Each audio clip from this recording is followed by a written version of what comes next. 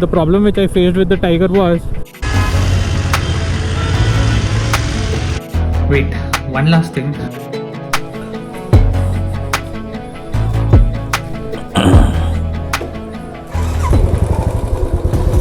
Hi, hello everyone. How are you guys doing? I am not doing so well. Since the time I sold the Tiger, I kind of wasn't feeling well. Maybe because of this weather change. One day it rains here, one day it's so sunny like today. So maybe because of that. But that aside, today I'm going to the BMW showroom, BMW Motorrad. I'm heading there to see the 850 GS. So why 850 GS? Why not the 1250? I'm also really not sure why, but this 850 GS was launched very recently, and it has all the bells and whistles required in an adventure tourer, which lacked in the Tiger. Say for example, the cruise control or the quick shifter. These all are almost mandatory now for high-end bikes, because the problem which I faced with the Tiger was the clutch used to get very hard, or in the sense my fingers used to go numb after a pretty long ride. BMW is always superior in terms of electronics. The only reason I don't like the BMW adventure motorcycles is because of the parallel engine, or the boxer engine, or whatever you call it. But the sound it produces, not a fan of that. Now the only bike which I have is the classic, the good old classic. All the bikes are gone. Charisma, the Royal Enfield 650, Tiger. I don't know if there's a time wherein I'll have to sell the classic also. Not sure though. Let's see. Now the BMW cockpit in 3, 2, 1.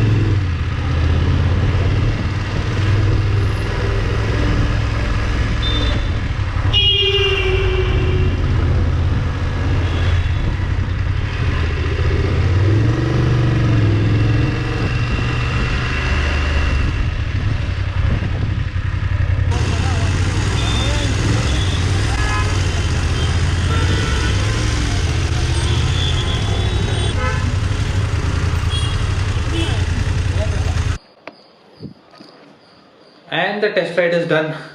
Why I didn't show much in the test ride? Because there was hardly anything in it.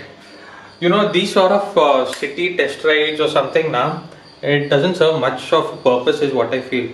Because for a person who's investing upwards of 16-17 lakhs until 30 plus lakhs, a test ride in the city doesn't serve much of a purpose is what I feel.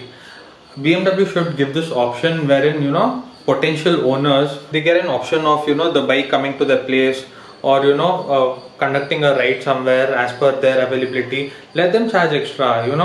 If at all your customer or a potential customer is willing to pay 16 plus lakhs, he might as well will pay another couple of thousands just to get a feel of the bike, right? I mean, doing a ride in the city around Cubbon Park, really you can't test the bike's capability. You can't use any of its features, be it the quick shifter, be it the cruise control, anything as such. It kind of makes no sense on BMW's part just to give a test drive around Cubbon Park. I think they should look into this. That is one. Second being, once you're used to this triple cylinder or the inline 4 now, it's hard to get a feel of the boxer engine or the inline twin or the parallel twin engines of the BMW adventure bikes. You would have been used to this butter smooth linear power delivery and the sound. You will be so used to that, but on BMW's adventure bikes you don't get that. So people who are transitioning from Triumph or other adventure bikes to BMW or the inline twin or the Africa twin, it kind of becomes an acquired taste, you can say. So that is two. The third one being, and the most important part, to be honest, maybe it's from a personal point of view, I kind of didn't like the BMW bike's fit and finish. Now people might question saying, what are you talking? It's one of the top of the line bikes in India or across the world, and you don't like it. But a person who's ridden a Triumph bike and for almost like more than a year, you know what I feel? BMW concentrates more on their engine and the performance bit and the electronics, that they forget about the the rider's comfort or the fit and finish of the bike. Triumph concentrates on the overall fit and finish of the bike, is what I feel. Has more attention to detail than the BMW. Just for example, I use the switches on the BMW bike. They are kind of very fidgety in the sense you don't have that click or that sort of a sound. It's very this crackle sound, or this it keeps on moving here and there. I mean, that's what I felt. It's my personal point of view. Don't know how others might take it, but yeah, that is what it is. And the last point, if you're a BMW fanboy, trust me, this is one of the best time to purchase a BMW bike. They have some sort of introductory offer for the 850 GS and on other bikes as well. So if you're a BMW fanboy and your only thing is to go for a BMW bike, this is the best time. I'll just share this price list. I mean, obviously you guys can see it now. 850 GS has an introductory price of what, 16 lakhs I guess, and then the GSA is 1 lakh above or something than that. So it's worth the buck. It goes almost hand in hand with the Triumph pricing as of now.